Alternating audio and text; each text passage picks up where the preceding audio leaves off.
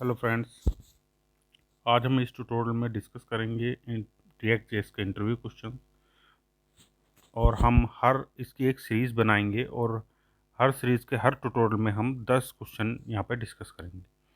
तो डिस्कस करते हैं। पहला क्वेश्चन है, व्हाट इज़ रिएक्ट। तो रिएक्ट जो है वो डेवलप किया गया है फेसबुक के द्वारा 2011 में। और रिएक्ट जो है वो कंपोनेंट बेस्ड अप्रोच है। और कंपोनेंट बेस्ड अप्रोच होने के साथ ही ये हमें रीयूजेबिलिटी ऑफ कोड की फैसिलिटी देता है। कंपोनेंट हर जो चीज़ इस रिएक्ट में होती है वो कंपोनेंट बेस होती है, जिससे हमें लेस कोड करना पड़ता है। और लेस कोड होने से इससे हमारी जो प्रोसेसिंग है वो हाई हो जाती है।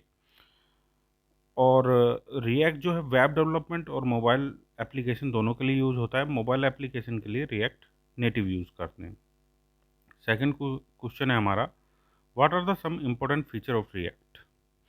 तो रिएक्ट में जो डेटा फ्लो होता है, पहला फीचर है रिएक्ट में डेटा फ्लो होता है, वो यूनी डायरेक्शनल होता है। ठीक है, जैसे एंगुलर में हमारा बाई डायरेक्शनल होता है, व्यू से कंट्रोलर और कंट्रोलर से व्यू। ऐसे इसमें कंपोनेंट्स से जो हमारा टेम्पलेट की तरफ सिर्फ यूनी डायरेक्शनल डेटा फ्लो होता है। और इसका दूसरा एडवांटेज है, ये हमें server side processing and handling भी प्रोवाइड करता है। और तीसरा इसका जो फीचर है वो है वर्चुअल डॉम। ये हमें वर्चुअल डॉम की फैसिलिटी देता है। तो क्या होता है, थर्ड क्वेश्चन हमारा, what is virtual DOM. Virtual DOM होता क्या है। वर्चुअल डॉम जो होता है वो लाइट वेट कॉपी होता है रियल डॉम की।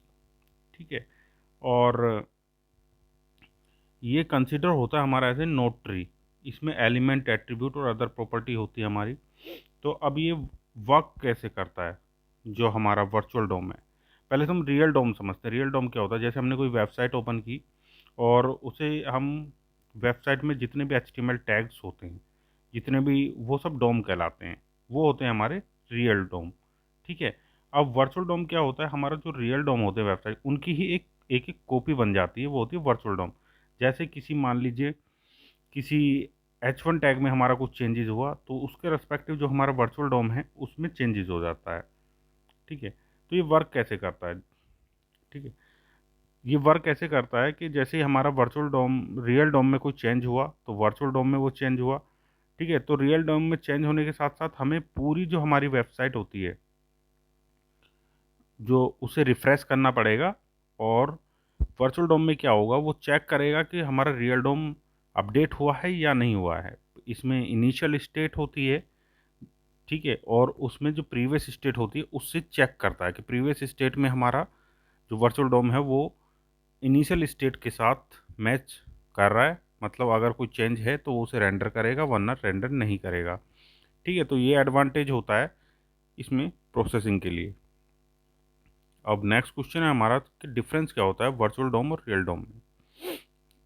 जो वर्चुअल डोम में चेंज हम कोई करते हैं वो इजीली मेड हो जाता है, इजीली चेंज कर सकते हैं। लेकिन रियल डोम में एक्सपेंसिव होता है, जैसे प्रोसेसिंग स्लो हो जाती है, पूरा पेज इसमें रिफ्रेश होता है, रेंडर होता है। लेकिन इसमें जो अपडेट होता है, जिस भी डोम में चेंज हुआ है उतना ही डोम हमारा कंपोनेंट के बेस पे उतना ही रेंडर होता है। इसमें मेमोरी वेस्टेज नहीं होता है, इसमें हाई मेमोरी वेस्टेज होता है रियल डोम में। वर्चुअल डोम में मेमोरी वेस्टेज नहीं होता है। वर्चुअल डोम में डायरेक्टली हम HTML अपडेट नहीं करते हैं, और रियल डोम में डायरेक्टली हम HTML अपडेट करते हैं। वर्चुअल डोम जो होता है फास्ट होता है, रियल डोम जो होता है स्लो होता है। अब फिफ्थ क्वेश्चन है हमारा, व्हाट इज JSX। तो JSX क्या होता है। JX JSX जो है हमारा एब्रीवेशन है जावा स्क्रिप्ट XML का। ये हमारा रिएक्ट में यूज़ होता है। हम इसमें HTML कोड जो होता है वो रिएक्ट के अंदर लिखने के लिए यूज़ करते हैं कि रिएक्ट में कैसे HTML कोड हम इजीली राइट कर सकते हैं, उसके लिए JSX यूज़ होता है। तो सिक्स क्वेश्चन हमारा, can browser read JSX। No, browser जो हमारा JSX रीड नहीं करता है। अगर उसको रीड कराना है तो हमें जावा स्क्रिप्ट ऑब्जेक्ट में उसे ट्रांसफॉर्म करना होगा। ठीक है, सेवन क्वेश्चन है हमारा, what is disadvantage of react. React के डिसएडवांटेज, रिएक्ट जो हमारा यूज होता है वो ओनली यूआई लाइब्रेरी यूज़ होता है, इसका कोई डिफाइंड स्ट्रक्चर नहीं होता। जैसे कि एंगुलर में डिफाइंड स्ट्रक्चर होता है, मॉडल होगा, सर्विसेज होंगी, कंट्रोलर होगा एक फिक्स। तो इसका कोई ये हमारे पास कोई डिफाइंड स्ट्रक्चर नहीं होता है, हम अपने अकॉर्डिंग कुछ भी स्ट्रक्चर रख सकते हैं। और बिगनर्स के लिए काफ़ी डिफ़िकल्टी होती है, क्योंकि इसमें सिंपल HTML यूज़ नहीं किया जाता है। JSX से हम HTML को रिएक्ट में यूज़ करते हैं, तो समझने में शुरू में काफ़ी दिक्कत आती है। तो ये हमारे डिसएडवांटेज हैं रिएक्ट के। 8th क्वेश्चन है, what is the difference between react and angular.